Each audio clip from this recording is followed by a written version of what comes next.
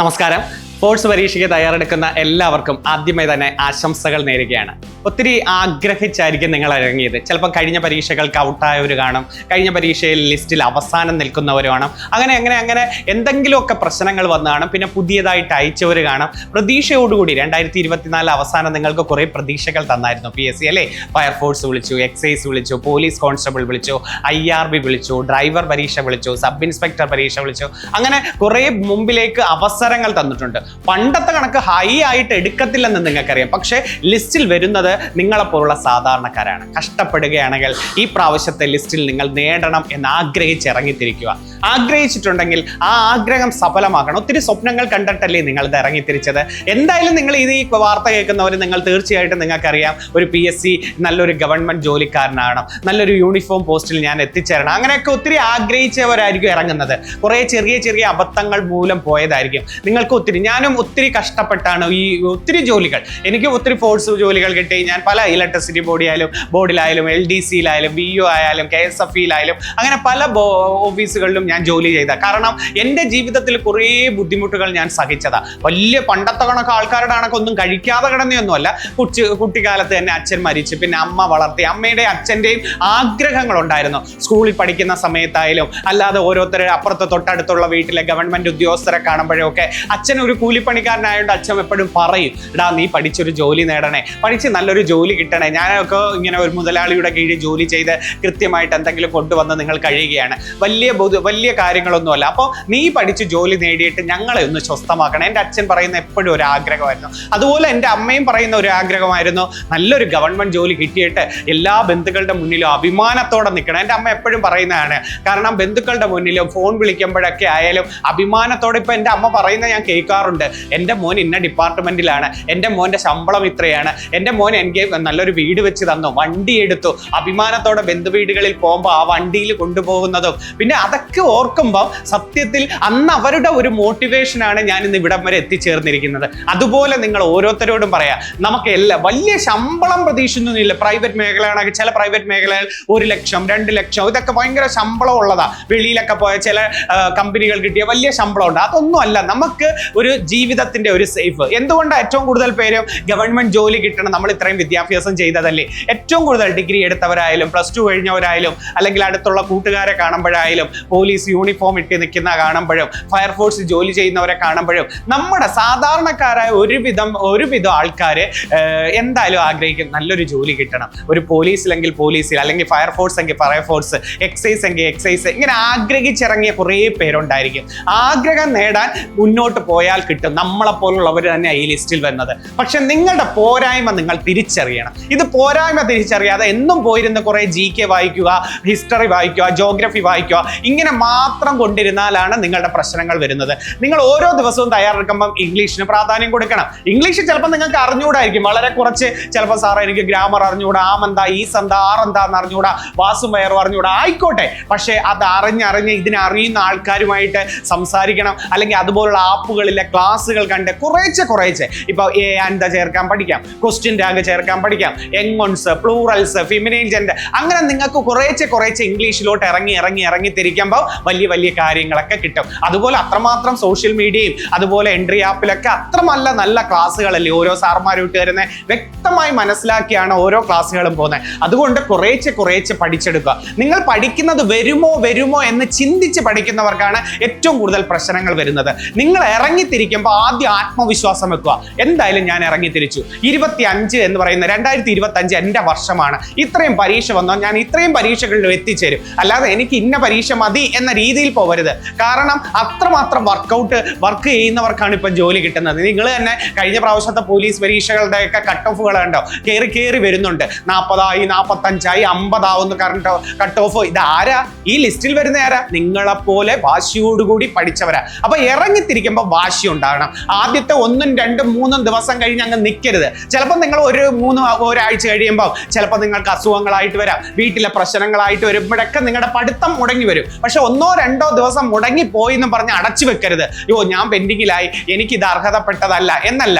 100 ലക്ഷ്യം. നിങ്ങൾ അത് മാത്രം 100 നിങ്ങൾ അപ്പൊ നിങ്ങൾ ഹാർഡ് വർക്ക് ചെയ്യും തോറും നിങ്ങൾക്ക് പ്രാക്ടീസ് ഉണ്ടാവത്തേ ഉള്ളൂ. മോക്ക് ടെസ്റ്റുകൾ ചെയ്യണം. മോക്ക് ടെസ്റ്റുകൾ ചെയ്യുമ്പോൾ നിങ്ങളുടെ നെഗറ്റീവ് കുറഞ്ഞു വരും. ഏറ്റവും കൂടുതൽ പ്രശ്നം വരുന്ന നെഗറ്റീവുകളാണ്. ആ നെഗറ്റീവ് കുറഞ്ഞു വരും. എന്റെയൊക്കെ ആഗ്രഹങ്ങളായിരുന്നു നല്ലൊരു, എനിക്ക് എന്ന് പറഞ്ഞാൽ എൻ്റെ വീട്ടിലൊക്കെ വളരെ സാഹചര്യം കുറവ്, ആകെ ഒരു 4 സെന്റ് ഒരു വീടുമായിരുന്നു ഞാനൊക്കെ എൻ്റെ ഓർമ്മയുള്ള കാലം തൊട്ടും ഉള്ളത്. അപ്പൊ അച്ഛൻ എപ്പോഴും പറയണ്ട, വസ്തു ഒന്നും മേടിക്കാനൊന്നും ഇല്ല, നീ ആണല്ലേ, നീ പഠിച്ച് നല്ലൊരു ജോലി നേടിയിട്ട് നീ വസ്തു മേടിച്ച് വീട് വെക്ക് എന്ന്. പക്ഷെ ഞാൻ വെച്ചു. ഞാൻ അഭിമാനത്തോടെ ഞാൻ നല്ലൊരു ജോലിയിൽ കയറിയപ്പം വസ്തു വാങ്ങി വീട് വെച്ച് എൻ്റെ അമ്മയെ ഇപ്പൊ സ്വസ്ഥമാക്കി. കാരണം എന്താ, എൻ്റെ ഈ ജോലിയിൽ നിന്ന് എൻ്റെ സമൂഹത്തിൽ തന്നെ എനിക്ക് നല്ലൊരു വിലയായി. വലിയ വില എന്ന് പറയുന്നതല്ല, റോഡിലൂടെ പോകുമ്പോഴായാലും ബന്ധു വീടുകളെ സന്ദർശിക്കുമ്പോഴായാലും ഒരു ഫംഗ്ഷന് ചെല്ലുമ്പോഴായാലും ആ പ്രദീപ് ഇന്ന ഡിപ്പാർട്ട്മെന്റിലാണ്, എന്നാ പോകുന്നത്, ഇനി ഏതാ പ്രൊമോഷൻ, ഇതൊക്കെ അവർ എന്നോട് പറയാറുണ്ട്. ഓരോരുത്തർ ചോദിക്കാം, അപ്പൊ അഭിമാനത്തോടെയാണ് അവർ എന്നെ കാണുന്നത്. അതേപോലെ നിങ്ങളോട് നിങ്ങളുടെ പഴയ കാലഘട്ടം പിന്നെ ചിന്തിക്കില്ല. നിങ്ങൾക്കൊരു ഗവൺമെന്റ് ജോലി കിട്ടിക്കഴിഞ്ഞാൽ ആ ഒരു പേരിലാണ് പിന്നെ നിങ്ങൾ കയറി പോരുന്നത്. ഈ പോലീസിലൊക്കെ ആയാലും അല്ലെങ്കിൽ ഒരു ഫോഴ്സ് ജോലിയിലാണെങ്കിലും നമ്മൾ റോഡിലൂടെ പോകുമ്പോൾ, അല്ലെങ്കിൽ നിങ്ങൾ ഓണത്തിനൊക്കെ ഒരു ഓണപ്പിരിവായിട്ട് നിങ്ങൾ നോട്ടീസുമായിട്ട് ഇന്ന ആളുടെ വീട്ടിലൊന്ന് കയറി നോക്കേ, ഗേറ്റ് തുറക്കുമ്പോൾ തന്നെ അല്ലെങ്കിൽ വീട്ടിലെ ബെല്ലടിക്കുമ്പോൾ തന്നെ ഇന്ന സാറിന്റെ വീടാ ഇങ്ങനെയാണ് പറയുന്നത്. നമ്മുടെ മനസ്സിലേക്ക് അങ്ങ് റെസ്പെക്ട് വരികയാണ്. ഇതൊക്കെ ആഗ്രഹിക്കുന്നില്ലേ? മുന്നോട്ടുള്ള യാത്രകളിൽ നിങ്ങളുടെ മക്കൾ അഭിമാനത്തോടെ പോയി പറയണ്ടേ, എൻ്റെ അച്ഛൻ എൻ്റെ അമ്മ ഇന്ന ഡിപ്പാർട്ട്മെന്റിലാണ് എന്ന് പറയണ്ടേ? സ്കൂളിൽ പഠിക്കുമ്പോൾ ടീച്ചറോട് പറയണ്ടേ? ഇതൊക്കെ അഭിമാനത്തിന്റെ പ്രശ്നങ്ങളാണ്. അതുകൊണ്ട് നിങ്ങൾ ഒരു പ്രൈവറ്റ് ജോലിയെ ഞാൻ കുറ്റം പറയല്ല, പ്രൈവറ്റ് ജോലിക്കാരും വേണം, ഗവൺമെന്റ് ജോലിക്കാരും ഒരു സമൂഹത്തിൽ വേണം. പക്ഷേ നിങ്ങൾ ആഗ്രഹിച്ചത് എന്താ? ഞാനൊരു ഗവൺമെന്റ് ജോലിക്കാരനാവണം, ഞാനൊരു പോലീസുകാരനാകണം, ഞാനൊരു ഫയർഫോഴ്സുകാരനാകണം, അല്ലെങ്കിൽ എക്സൈസ്, എങ്ങനെ ഒരു വാക്ക് നിങ്ങളുടെ മനസ്സിൽ കിടക്കുന്നില്ലേ? അപ്പൊ ഈ ജോലിയിലും ഇപ്പം ട്രെയിനിങ് ചെയ്യുന്നവരും ഒക്കെ ആരാണ്? നിങ്ങളെപ്പോലെ ആഗ്രഹിച്ച് കഴിഞ്ഞ വർഷങ്ങളിൽ ആഗ്രഹിച്ച് പഠിക്കാൻ ഇറങ്ങി തിരിച്ചവരാ. ഇപ്പൊ അവരുടെ ആഗ്രഹം സബലീകരിച്ചത് കണ്ട പലരുടെയും സ്റ്റാറ്റസുകൾ ഇൻസ്റ്റഗ്രാമിലൊക്കെ ഞാൻ എത്ര വീഡിയോ കണ്ടെന്നറിയാമോ? ഞാൻ പോലീസിൽ നിൽക്കുന്നു, അമ്മയുടെ അച്ഛന്റെ തോളിൽ കൈയിട്ടിട്ട് എനിക്ക് അഡ്വൈസ് വന്നു എന്ന് പറഞ്ഞ ലെറ്ററുകൾ. ഇപ്പൊ എത്ര പേർക്ക് പോലീസിന്റെ അഡ്വൈസ് വന്ന് ഇപ്പൊ അവര് ട്രെയിനിങ് കയറാൻ പോവുകയാണ്. എന്നാലും നമ്മൾ മുമ്പത്തെ വലിയ ആളിനെ എടുത്തില്ലെങ്കിലും എത്രയോ പേരുടെ പലയിടത്തും 200 ഇപ്പുറത്ത് പോയി, 300 ഇപ്പുറത്ത് പോയവരുണ്ട്, 150 ഇപ്പുറത്ത് പലയിടത്തും ലിസ്റ്റില് ഇപ്പൊ അഡ്വൈസ് അയച്ചവരുണ്ട്. അപ്പൊ അവരൊക്കെ ഒരു കാലത്ത് നിങ്ങളെപ്പോലെ ടെൻഷൻ അടിച്ചവരാ. പക്ഷെ അന്ന് അവര് ഇറങ്ങി തിരിച്ചപ്പോ പൂർണ്ണമായും ഡെഡിക്കേറ്റ് ചെയ്തു. നിങ്ങളുടെ മുമ്പിലേക്ക് പല പ്രതിബന്ധങ്ങളും വരും. ചിലപ്പോൾ അസുഖമായിട്ട് വരും, ചിലപ്പോൾ വീട്ടിൽ പ്രശ്നങ്ങൾ, ചിലപ്പോൾ അച്ഛനൊക്കെ ഈ ഒരു പ്രായത്തിൽ നിങ്ങളോട് മിണ്ടുന്നില്ലായിരിക്കും, അവ എപ്പോഴും ഇങ്ങനെ ഇരുന്ന് കളിക്കുകയാണ്, കൂട്ടുസെറ്റുമായിട്ട് കറങ്ങി അടക്കുകയാണ്, ചിലപ്പോൾ അച്ഛനോട് മിണ്ടാൻ ഭയമായിരിക്കും. അപ്പൊ അതൊക്കെ നിങ്ങളുടെ ഒരു പ്രായത്തിൽ തോന്നുന്നതാ. പക്ഷെ ഒരു സമയത്ത് നിങ്ങളുടെ അച്ഛനും അമ്മയ്ക്കും തണലായിട്ട് നിങ്ങളാ വേണ്ടത്. നമ്മളെയൊക്കെ ഇവിടം വരെ എത്തിച്ചതാരാ? നിങ്ങളൊന്ന് ആലോചിച്ച് നോക്കുക. നമ്മുടെ അച്ഛനും ഞാനൊക്കെ, എൻ്റെ അമ്മ എപ്പോഴും ആഗ്രഹങ്ങൾ എന്തൊക്കെയുണ്ടോ, കൊച്ചു കൊച്ചു ആഗ്രഹങ്ങളെ അവർ പറയത്തുള്ളൂ. അതെല്ലാം ഞാൻ സാധിച്ചു കൊടുക്കുന്ന എന്താ, ഒരു കാലഘട്ടത്തിൽ പഠിയടാ എന്ന് പറഞ്ഞതുകൊണ്ടാണ്. സ്കൂളിലെ PTA മീറ്റിംഗ് വരുമ്പോഴും നമ്മൾ ഓടി വരും നമ്മുടെ അമ്മ. എൻ്റെ മോന് മാർക്ക് കുറഞ്ഞെങ്കിൽ ടീച്ചർമാരെ പോയി കാണും, ഇന്ന വിഷയം. വലിയ ട്യൂഷനൊന്നും വിടാൻ പറ്റത്തില്ലായിരുന്നു എൻ്റെ അമ്മയ്ക്ക്. എന്നാലും സ്കൂളിൽ എന്ത് കാര്യം വന്നാലും എൻ്റെ അമ്മ ഓടി വരും. അന്ന് 10ാം ക്ലാസ്സിൽ നല്ല മാർക്ക് മേടിച്ചപ്പോൾ അച്ഛൻ പറഞ്ഞു, നിനക്ക് ആഗ്രഹമുള്ളത് നീ ചേർന്ന് പഠിക്ക്, ഉള്ളത് വെച്ച് നിന്നെ മുന്നോട്ട് കൊണ്ടുപോവാം. ഡിഗ്രി പഠിക്കുമ്പോഴും +2 കഴിഞ്ഞ ഉടനെ എൻ്റെ അച്ഛൻ പറഞ്ഞ വലിയ ജോലികളല്ല, ഇപ്പോഴേ PSCക്കൊക്കെ പഠിക്കണേ, ഇപ്പോഴേ ജനറൽ നോളജ് അപ്പുറത്തെ ചേട്ടന്മാരൊക്കെ പഠിക്കുന്നില്ല, അവിടെ പോയിരുന്നു പഠി. ഞാനതുകൊണ്ട് +2 വെക്കേഷൻ സമയത്തെ വലിയ ചേട്ടന്മാരൊക്കെ രാത്രി ഇരുന്ന് PSC പഠിക്കുന്നത് പോയിരുന്ന് കേൾക്കുമായിരുന്നു. General നോളജുകൾ പഠിച്ചുകൊണ്ടിരുന്നു, current അഫേഴ്സുകൾ എഴുതിക്കൊണ്ടിരുന്നു. അതേപോലെ നിങ്ങളോട് പറയാം, കഴിഞ്ഞതിനെ കുറിച്ച് ഇനി ചിന്തിക്കേണ്ട. ചിലപ്പോൾ നിങ്ങളുടെ പഴയ കാലഘട്ടം ഇങ്ങനൊന്നും ആയിരിക്കത്തില്ല. പക്ഷെ ഇപ്പം നിങ്ങൾക്ക് നല്ലൊരു കൂട്ടുസെറ്റ് ഉണ്ടെങ്കിൽ, നല്ല കൂട്ടുസെറ്റ്, എല്ലാവരും കൂട്ടുസെറ്റ് ഇല്ലാതെ ഒറ്റയ്ക്ക് പഠിച്ചെങ്കിലേ പറ്റൂ. ചിലവർ ഒരു 4 പേര് 5 പേര് ഒരുമിച്ചിരുന്ന് പഠിക്കും. കാരണം എന്താ, ചിലവർക്ക് അതിൽ ഇംഗ്ലീഷ് അറിയുന്നവർ കാണും, മാത്സ് അറിയുന്നവരെ ചോദിച്ച് മനസ്സിലാക്കണം. എനിക്ക് മാത്സ് അറിഞ്ഞുകൂടാന്ന് പറഞ്ഞ് നാണം കെട്ട് ഒളിച്ചിരിക്കുകയാണോ ചെയ്യേണ്ടത്? എനിക്ക് മാത്സ് അറിയാം, ഞാനൊരു ഹ്യൂമാനിറ്റീസ് ഗ്രൂപ്പ് തന്നെ, എനിക്ക് വലിയ മാത്സ് അറിയത്തില്ല. പക്ഷെ ഞാൻ കുറേ ചേട്ടന്മാരെയൊക്കെ പരിചയപ്പെട്ടിട്ട് അവരോട് ഡൗട്ടുകൾ ചോദിച്ചു. നല്ലൊരു മാത്സിന്റെ ഒക്കെ ഒരു ബുക്ക് ഞാൻ ബുക്ക് സ്റ്റാളിൽ പോയി വാങ്ങിച്ചു. അന്നൊന്നും ഈ ആപ്പുകളൊന്നുമില്ല, ഇപ്പൊ അതിനേക്കായി സൗകര്യം നിങ്ങൾക്ക് അല്ലെ. ഏറ്റവും മികച്ച ആപ്പുകളിലൊക്കെ നല്ല ക്ലാസ് ക്ലാസ്സുകൾ നിങ്ങളുടെ മുമ്പിലേക്ക് തരിക. അതുകൊണ്ട് നിങ്ങൾ ഒന്നുകൊണ്ടും പേടിക്കേണ്ട, നിങ്ങളുടെ മനസ്സ് തയ്യാറെടുത്താൽ മതി. മോക്ക് ടെസ്റ്റ് ചെയ്യണം. രണ്ടാമത്, ഓരോ പോർഷനും വാരി വലിച്ച് ഇന്ന റാങ്ക് ഫയൽ ഇട്, അപ്പുറത്തെ റാങ്ക് ഫയൽ ഇട്, ഈ ഒത്തിരി റാങ്ക് ഫയൽ വാരി കൂട്ടരുത്. ഒരു റാങ്ക് ഫയലിനെ ആസ്പദമാക്കി പഠിക്കുക. അതുപോലെ നമ്മുടെ എൻട്രി ആപ്പ് നിങ്ങൾ തീർച്ചയായിട്ടും നല്ല ഇംഗ്ലീഷിന്റെ ആയാലും മാത്സിന്റെ ആയാലും മലയാളത്തിന്റെ ആയാലും അതുപോലെ ജോഗ്രഫി, ഭരണഘടന, എന്തുമാത്രം നല്ല അധ്യാപകരാണ് നിങ്ങളുടെ മുമ്പിലേക്ക് വരുന്നത്. നിങ്ങളൊന്ന് കയറി നോക്കുമ്പോൾ നിങ്ങൾക്ക് മനസ്സിലാവും. അത്രമാത്രം കണ്ടന്റ് ഉൾപ്പെടുത്തി സ്റ്റേറ്റ്മെന്റ് അനുസരിച്ച് പഠിക്കണം. പണ്ടൊക്കെ നമുക്ക് വൺ വേർഡ് പഠിച്ചാൽ മതിയായിരുന്നു അല്ലേ? ഭരണഘടനയുടെ ശില്പിയാര്, അല്ലെങ്കിൽ ഇന്ത്യയുടെ ഇപ്പൊ ഏറ്റവും വലിയ നദി ആര്. ഇപ്പൊ ഓരോന്നിനെയും നദിയെ കുറിച്ചായാലും സ്റ്റേറ്റ്മെന്റ് മനസ്സിലാക്കണം. അത് ആരാ ഇപ്പൊ മനസ്സിലാക്കി ജോലി കയറിയത്? നിങ്ങളെപ്പോലെ വേണമെന്ന രീതിയിൽ അല്ലാതെ നിങ്ങളുടെ സാറാ ഇപ്പം എല്ലാ സ്റ്റേറ്റ്മെന്റ് ആണല്ലോ, എന്നെ കൊണ്ട് നടക്കുന്നില്ലല്ലോ എന്നുള്ളൊരു മനസ്സുണ്ടോ? നിങ്ങൾക്ക് കിട്ടത്തില്ല. സ്റ്റേറ്റ്മെന്റ് ആയാലും നിങ്ങൾ അത് നേടും എന്ന രീതിയിൽ മുന്നോട്ട് പോവുക. ജീവിതത്തിലെ ഒത്തിരി പ്രതീക്ഷകളുമായിട്ട് നിങ്ങളുടെ മുമ്പിലേക്ക് വരുന്ന ആ അച്ഛനെ ഒന്ന് സ്വസ്ഥമാക്കുക. പല ആൺകുട്ടികളോടും എനിക്ക് എടുത്തു പറയാനുള്ളതാണ്, അവരുടെ കാലഘട്ടം ആവുന്ന, അവർക്ക് ഇനി കുറച്ച് നാളും കൂടെ ഈ ഭൂമിയിലുള്ളൂ. ആ നാളിൽ നിങ്ങൾക്ക് നല്ലൊരു ജോലി കിട്ടി നല്ല രീതിയിൽ നിങ്ങൾ വളരുന്നു എന്ന് അറിഞ്ഞ് കണ്ണടയ്ക്കണം എന്ന് മാത്രം ചിന്തിച്ചാൽ മതി. അല്ലെങ്കിൽ പെൺകുട്ടികളോടായാലും ഹസ്ബൻഡിനൊരു സഹായമാണ്. നിങ്ങളുടെ സാലറി കൊണ്ടുവരുമ്പോൾ ചിലപ്പോൾ നിങ്ങളൊരു വീട് വെക്കുന്ന കാര്യത്തിൽ, ലോൺ എടുക്കുന്ന കാര്യത്തിലായാലും, അല്ലെങ്കിൽ നിങ്ങളിലൂടെ ആ വീട്ടിൽ എന്തെങ്കിലും ചെയ്യുന്ന കാര്യങ്ങളിൽ അതിലൊക്കെ ഒരു അഭിമാനം കൊണ്ടൂടെ.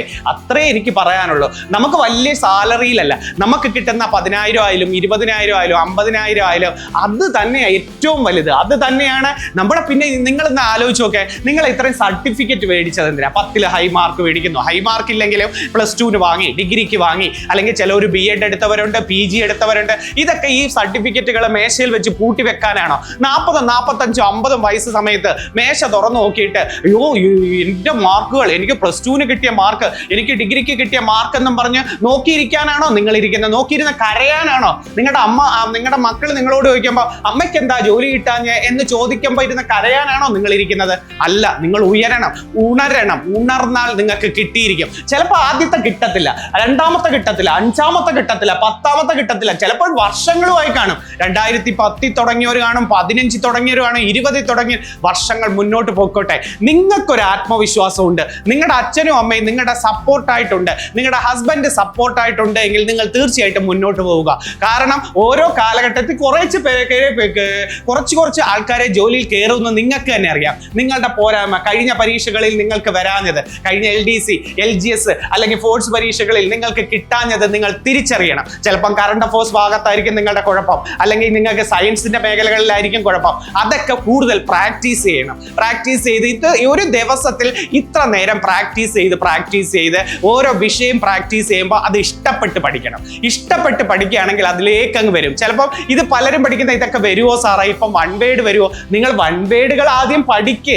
നിങ്ങൾ ബേസ് പഠിച്ച് വരുമ്പോൾ നിങ്ങൾ പ്രീവിയസ് ക്വസ്റ്റ്യൻ പേപ്പറൊക്കെ പഠിക്കുമ്പോഴത്തേക്ക് അങ്ങ് സെറ്റ് ആവും. ഇപ്പോഴത്തേക്ക് ക്വസ്റ്റ്യൻ പേപ്പറിൽ 4 ഓരോ ഓപ്ഷൻ എടുക്കുമ്പോൾ പലതും വൺ വേർഡുകളാണ്. ഇപ്പം വാക്പടാനന്ദനെ കുറിച്ച് ഒരു ചോദ്യം വന്നു, 4 സ്റ്റേറ്റ്മെന്റ് തരുന്നു. കണ്ണൂരിലെ പാട്യം ഗ്രാമത്തിലാണ് ജനിച്ചത്, 1917 ആത്മവിദ്യാ സംഘം സ്ഥാപിച്ചു. ഇങ്ങനെ പറയുമ്പോൾ നമ്മൾ GK ആയിട്ട് അവിടെ പഠിച്ചു വെച്ചിട്ടുണ്ട്.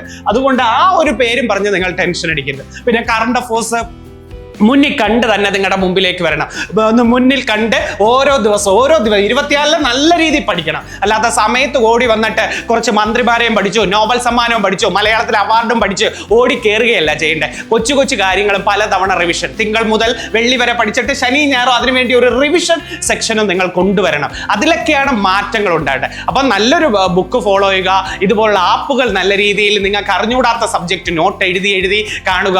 അടുക്കളയിലൊക്കെ ഇരിക്കുമ്പോൾ ഫ്രീ ആയിട്ടിരിക്കുമ്പോൾ റെക്കോർഡ് ചെയ്ത് കേട്ടോണ്ടിരിക്കുക. അതൊക്കെ ചെവിയിലേക്ക് പതി. ഓരോ അധ്യാപകരുടെയും വേർഡുകളും മോട്ടിവേഷനുകളും GK കാര്യങ്ങളും ചെവിയിലേക്ക് പതി. ഇപ്പം നിങ്ങൾക്കും ഡേറ്റ് കൃത്യം പരീക്ഷയുടെ ഡേറ്റോട് കൂടി വന്നിരിക്കുക. പോലീസ് പരീക്ഷയുടെയൊക്കെ ടൈം ടേബിൾ നിങ്ങളുടെ മുമ്പിലേക്ക് തന്നു കഴിഞ്ഞു. മാസം നമുക്കറിയാം ജൂലൈ ആഗസ്റ്റ് സമയത്ത് ഈ അടുത്ത കാലത്ത് അതിന്റെ സിലബസ് ഇറങ്ങി. അപ്പൊ നിങ്ങൾക്ക് ഒരു ടെൻഷനും വേണ്ട. കുറേശ്ശെ പഠിച്ച് ഒരു ദിവസം ഒരു 3 പേജ് സ്പെഷ്യൽ ടോപ്പിക്ക് വേണ്ടി മാറ്റി വെക്കണം. ഫോഴ്സിന്റെ, ഫയർഫോഴ്സിന്റെ, പോലീസിന്റെ, എക്സൈസിന്റെ എല്ലാ സിലബസും നിങ്ങളുടെ മുമ്പിലേക്ക് തന്നു കഴിഞ്ഞില്ലേ? അപ്പൊ അത് അവസാന നിമിഷം പഠിക്കാതെ ഇപ്പോഴേ റിവിഷൻ. തിങ്കൾ മുതൽ വെള്ളി വരെ പഠി. ശനി ഞായറും ആ ആഴ്ച പഠിച്ചത് വീണ്ടും റിവിഷൻ. സ്പെഷ്യൽ ടോപ്പിക്കിനെ പ്രത്യേക ഒരു ദിവസത്തിൽ മാറ്റി വെക്കണം. രാത്രി 9 മണി തൊട്ട് 10 മണി വരെ ഞാൻ സ്പെഷ്യൽ ടോപ്പിക്ക് പഠിക്കുന്നു. ഇംഗ്ലീഷ്, മാത്സ്, മലയാളം റിവിഷൻ നടത്തുന്നു.